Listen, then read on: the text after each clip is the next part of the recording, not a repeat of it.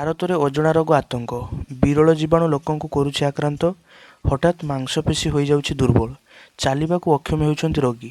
ଭାରତରେ କରୋନାର ଭୟ ମନରୁ ଲିଭି ନଥିବା ବେଳେ ପୁଣି ମାଡ଼ି ଆସୁଛି ଆଉ ଏକ ବିପଦ। ବର୍ତ୍ତମାନ ଏହା ଏବେ ପୁନେରେ ଆତଙ୍କ ଖେଳାଇ ଦେଇଛି। ଜିବିଏସ୍ ବା ଗୁଇଲେନ୍ ବାରେ ସିଣ୍ଡ୍ରୋମ ରୋଗ ଦ୍ୱାରା ଲୋକ ଆକ୍ରାନ୍ତ ହେଉଛନ୍ତି।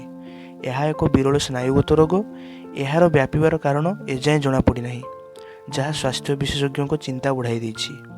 ଏଥିରେ ବର୍ତ୍ତମାନ ସୁଦ୍ଧା 101 ଜଣ ଆକ୍ରାନ୍ତ ହୋଇଛନ୍ତି, ଯେଉଁଥିରୁ 68 ଜଣ ପୁରୁଷ ଏବଂ 33 ଜଣ ମହିଳା ଏବଂ 19 ଜଣ ଶିଶୁ ଆକ୍ରାନ୍ତ ହୋଇଛନ୍ତି ଓ 16 ଜଣଙ୍କ ଅବସ୍ଥା ଗୁରୁତର ଅଛି, ତାଙ୍କୁ ଭେଣ୍ଟିଲେଟରରେ ରଖାଯାଇଛି। ପୁନେର ସ୍ଥିତି ଖରାପ ହେଉଥିବାରୁ ସ୍ୱାସ୍ଥ୍ୟ ବିଭାଗ ଏହାର ପ୍ରସ୍ତୁତିକୁ ଜୋରଦାର କରିଛି ଏବଂ ଡାକ୍ତରଖାନାଗୁଡ଼ିକୁ ସତର୍କ କରାଯାଇଛି। ଜିବିଏସ୍ ବା ଗୁଇଲେନ୍ ବାରେ ସିଣ୍ଡ୍ରୋମ କ'ଣ? ଏହି ଜିବିଏସ୍ ରୋଗ ଶରୀରର ସ୍ନାୟୁଗୁଡ଼ିକୁ ଆକ୍ରମଣ କରିଥାଏ, ଫଳରେ ଦୁର୍ବଳ ଅନୁଭବ ହୋଇଥାଏ।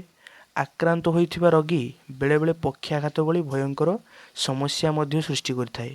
ତଣ୍ଟିରେ ଯନ୍ତ୍ରଣା, ଖାଦ୍ୟ ଢୋକିବାରେ ସମସ୍ୟା, ଠିକ୍ ଭାବରେ ଚାଲି ନପାରିବା, ପେଟ ଯନ୍ତ୍ରଣା, ଝାଡ଼ା ବାନ୍ତି, ଶ୍ୱାସକ୍ରିୟାରେ କଷ୍ଟ ଅନୁଭବ ଏହିପରି ସବୁ ଦେଖାଯାଏ। କ୍ୟାମ୍ପିଲୋବାକ୍ଟର ଜେଜୁନି ନାମକ ଏକ ବ୍ୟାକ୍ଟେରିଆ ଦ୍ୱାରା ବ୍ୟାପୁଛି। ପେଟ ସଂକ୍ରମଣ ପରେ ଶରୀର ବିଭିନ୍ନ ଅଙ୍ଗ ପ୍ରତ୍ୟଙ୍ଗ ଉପରେ ପ୍ରଭାବ ପକାଉଛି। ହାତ ଗୋଡ଼ରେ ଦୁର୍ବଳତା ସମସ୍ୟା ପରିଲକ୍ଷିତ ହେଉଛି। ଅଳ୍ପ ରନ୍ଧା ମାଂସ, କ୍ଷୀର, ଜଳାଶୟ ଦ୍ୱାରା ବ୍ୟାପୁଛି। ରୋଗ ଗମ୍ଭୀର ହେବାର ଆଶଙ୍କା ମଧ୍ୟ ରହିଛି। ସଠିକ୍ ସମୟରେ ଚିକିତ୍ସା ରୋଗୀଙ୍କୁ ସୁସ୍ଥ